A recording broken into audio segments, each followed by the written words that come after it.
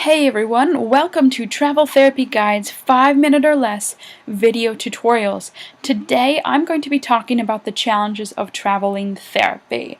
Basically, for all those people that are asking, what am I getting myself into? I want to be fair. Traveling therapy has lots of perks and awesome features, however, it does come with some challenges.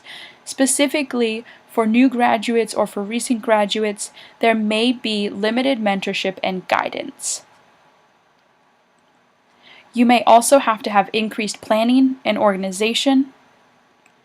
There is a potential for inconsistent work, and that's because you have 13-week assignments, and not always are your assignments going to end perfectly in sync. You may have a week off in between, you may have 2 weeks off in between. That could be good or bad depending upon how you look on it, but there may be a potential for inconsistent work. It may be stressful being a traveling therapist because it's not just a regular 9 to 5. You're going to have to do some extra phone calls here or there with your recruiter. You're going to have to spend some time planning your next assignment, maybe purchasing more licenses to travel to other states, going through the law exams of other states, making sure that you have the continuing education requirements of all your states. It's a lot more organization and planning, and that can come with some extra stress. Tax planning and confusion may also be one of the challenges you may face as a traveler, because you're dealing with different housing stipends and whether or not you're going to be claiming that you have a permanent tax home or not, or if you're going to be a local traveler or a standard traveler. There's a lot of different features and different tax benefits and cons to different traveling positions, and so that may cause some confusion, a little bit of stress, and extra planning.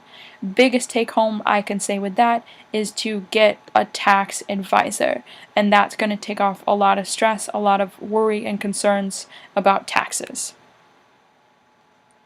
You may face some time from family, friends, or lovers. So if you are in a relationship, if you have family, if you have children, or if you have really close friends and you're going to be having to move to different cities or different states, it may be tough to be away from those people for long periods of time. There is a lot of packing and moving involved if you travel to lots of different cities and nations. Now, if you're keeping within 150-mile radius or within a small realm, there may not be as much packing and moving. Also, if you're moving to maybe family and friends to rent out a room in their family and friend's house, then there may be less packing and moving. But every 13 weeks, you may have to go to a different assignment, and so you may have to pack up and try to figure out how you're going to get to your next assignment as reasonably as possible. There may be some loneliness. You're going to be in a new state or a new city. You may not be with friends or family. You may be away from friends or family. So as a traveler, it can be lonely at times. Even though these are some of the challenges out there, you can overcome all these challenges, and these challenges are often offset by the perks of traveling.